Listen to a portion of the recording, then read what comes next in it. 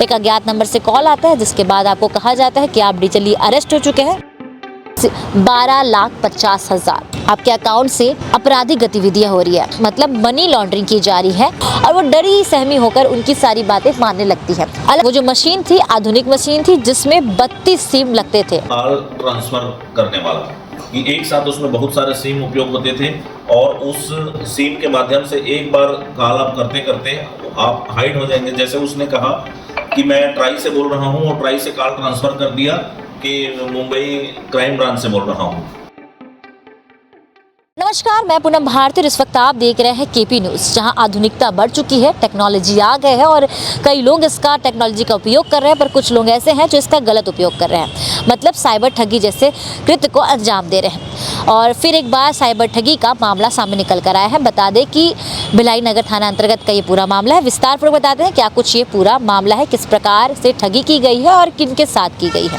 लगातार हम आपको खबरों के माध्यम से बताते आ रहे हैं कि डिजिटल अरेस्ट के कई मामले सामने आए हैं, जिसमें पहले एक अज्ञात नंबर से कॉल आता है जिसके बाद आपको कहा जाता है कि आप डिजिटली अरेस्ट हो चुके हैं, मतलब अज्ञात नंबर से कॉल आता है और बताया जाता है अपने आप को अधिकारी क्राइम ब्रांच की पुलिस बताकर आपको ये कहा जाता है कि आप डिजिटली अरेस्ट हो चुके हैं। और ठीक एक ऐसा ही मामला सामने आया है डिजिटली अरेस्ट का, जिसमें सेक्टर 7 निवासी शोभा झा को कॉल आता है 1 जुलाई को। अज्ञात नंबर से कहा जाता है कि आपके अकाउंट से आपराधिक गतिविधियां हो रही है, मतलब मनी लॉन्ड्रिंग की जा रही है और आप इसमें संलिप्त हो। जिसमें शोभा क्लियरिफिकेशन देती है, बताती है, उनसे साझा करती है कि नहीं इस प्रकार की गतिविधि नहीं हो रही है, पर सामने वाला अपने आप को अधिकारी बताता है तो उनकी बात पर विश्वास कर लेती है और वो डरी सहमी होकर उनकी सारी बातें मानने लगती है। वो कहते हैं कि आपको इस अकाउंट में पैसे भेजने पड़ेंगे, जिनकी बात मानकर वो ये करने शुरू कर देती है। अपने आप को 5 दिन तक डिजिटली अरेस्ट मानती है और उस कमरे में रहती है। जैसा वो बता रहे थे वैसा वो कर रही थी, मतलब सामने वाले के द्वारा ये कहा गया था कि आप वीडियो कॉल पर रहेंगे और आप डिजिटली अरेस्ट हो चुकी हैं। बता दें कि शोभा झा जिन्होंने अपने गहने तक को बेचकर उन पैसों को अपने अकाउंट में डालने के बाद सामने वाले व्यक्ति को ट्रांसफर कर दिया। लगातार ऐसे कई किस्तों में उन्होंने पैसे ट्रांसफर किए, करीब 12,50,000। वही आपको बता दें कि जैसे ही अगले दिन उन्होंने कॉल करने का प्रयास किया सामने वाले अधिकारी को, तो फ़ोन नहीं लगा, डिस्कनेक्ट हो गया, कॉल लग ही नहीं रहा था। जिसके बाद वो परेशान हुई, उन्हें ऐसा लगा कुछ तो गड़बड़ है। जिसके बाद वो तुरंत ही भिलाई नगर थाना में जाकर रिपोर्ट दर्ज कराती है और बताती हैं कि उनके साथ क्या कुछ हुआ। जैसे सामने पता चला कि उनके साथ साइबर ठगी की गई है और उसके बाद पुलिस जांच में जुट जाती है और उन्होंने जिन जिन नंबर से कॉल आया था और जिन जिन अकाउंट नंबर में उन्होंने पैसे ट्रांसफ़र किए थे उन चीज़ों को टेक्निकली जाँच किया गया, जिसमें पता चला कि फतेहपुर का लोकेशन सामने आया, उत्तर प्रदेश का। जिसके बाद से यहाँ से टीम गठित की गई पुलिस की और यहाँ से रवाना किया गया। और जब पुलिस वहाँ जाती है और जिस लोकेशन में बताया गया वहाँ जाकर देखती है तो 2 आरोपी वहाँ मिलते हैं, मतलब 2 को गिरफ्तार करती है 2, और जिसमें एक किराए के मकान में फैजल अहमद नाम का व्यक्ति रह रहा था और उस मकान के अंदर देखा गया कि मशीन है, कॉल कन्वर्टर मशीन, जिस मशीन के द्वारा वो कॉल करता था और इस ठगी को अंजाम देता था। जिसके बाद पुलिस ने उससे कड़ी से पूछताछ की गई। उसने बताया कि किस प्रकार से वो कॉल करता था और कैसे लोगों को अपने झांसे में लाता था। और वहीं उसने अपने एक और साथी का नाम बताया, अनस खान, जो कि उसके लिए सिम खरीद के लाता था। और इसके बाद पुलिस ने उसे भी पकड़ा और पकड़ने के बाद उन्हें गिरफ्तार कर यहाँ ले आया गया है और आज प्रेस वार्ता में उन्हें पेश किया गया था। वहीं बता दें कि इनके पास से उस कमरे के अंदर से 3 कॉल कन्वर्टेड मशीन को जब्त किया गया है, 1 लैपटॉप और 105 सिम, और साथ ही बता दें 5 मोबाइल फ़ोन को भी। और वो जो मशीन थी आधुनिक मशीन थी जिसमें 32 सिम लगते थे और एक साथ ही अलग अलग नंबर पे कॉल किया जा सकता था। मतलब अगर आप किसी व्यक्ति से बात कर रहे हैं और उन्हें कह रहे हैं कि अब आप हमारे उच्च अधिकारी से बात करें करके तुरंत ही स्विच किया जाता था। ठगी को अंजाम दिया गया था और इसी को लेकर आज प्रेस वार्ता रखा गया। क्या कुछ कहा गया है एडिशनल एसपी के द्वारा, सुने आगे। भिलाई नगर थाना में सेक्टर 7 की एक निवासी ने आकर के प्रार्थिया ने रिपोर्ट दर्ज कराया कि उसके साथ 12.5 लाख रुपए का साइबर फ्रॉड हो गया है, ऑनलाइन ठगी हो गया है और 4-5 दिन तक मैं डिजिटल अरेस्ट की शिकार रही।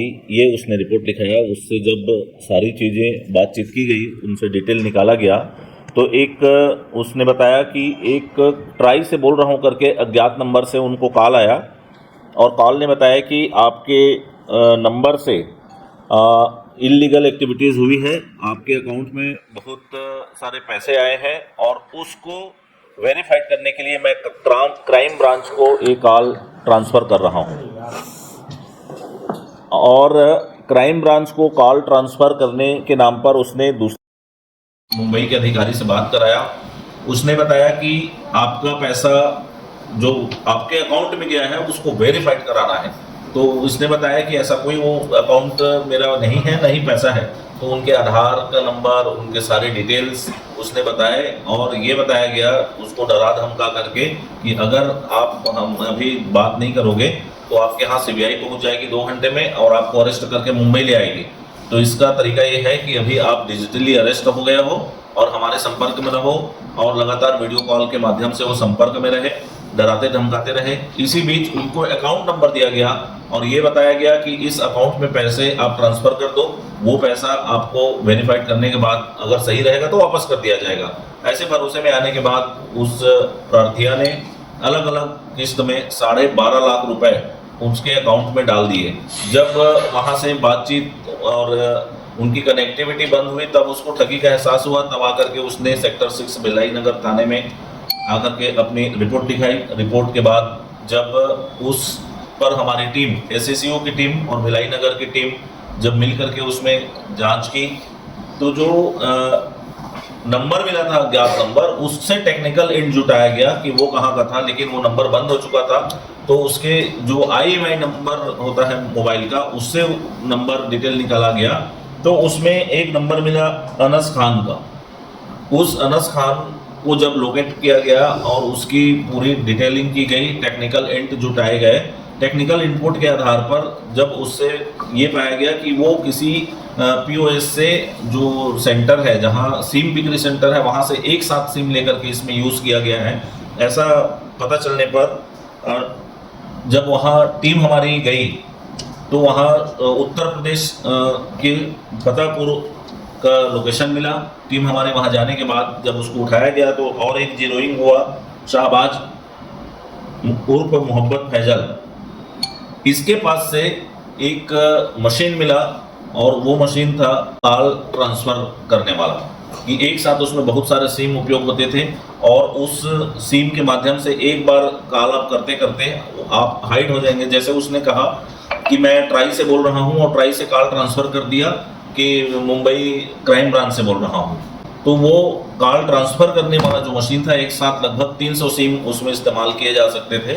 तो ये मशीन उसके पास से मिला, कॉल सेंटर टाइप का जो स्ट्रक्चर बना रखे थे वो मिला। और इसके अलावा भी VI का और एयरटेल के 105 सिम मिले, उन लोगों से 105 सिम जब्ती किया गया। कॉल कन्वर्टर मशीन को जब्त कर लाया गया, 5 मोबाइल उनसे जब्त किया गया और दोनों आरोपियों को ट्रांजिट रिमांड लेकर के यहाँ दुर्ग लाया गया है।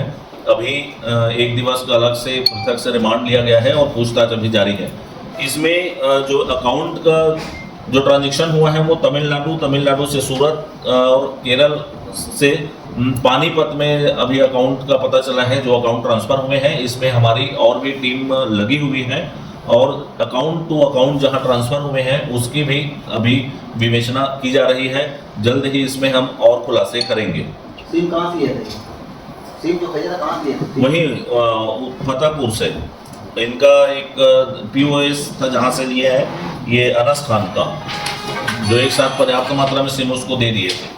तो अभी 105 सिम जब्त किए हैं। आपने सुना कि किस प्रकार से साइबर ठगी को अंजाम दे रहे थे ये लोग, और जिसमें 2 आरोपी को पकड़ के ले आया गया है, जिसमें से फैजल जो कि मेरठ का रहने वाला था और दूसरा जो अंश है वो फतेहपुर उत्तर प्रदेश का ही रहने वाला था। इन दोनों को पकड़ कर ले आई गई है और वहीं अब इनसे कड़ी से पूछताछ की जा रही है कि और कुछ भी इंटरलिंक सामने निकल कर आता है तो उसकी अपडेट हम आपको देंगे। और ऐसी अन्य खबरों को देखने के लिए बने रहे KP न्यूज़ के साथ। धन्यवाद।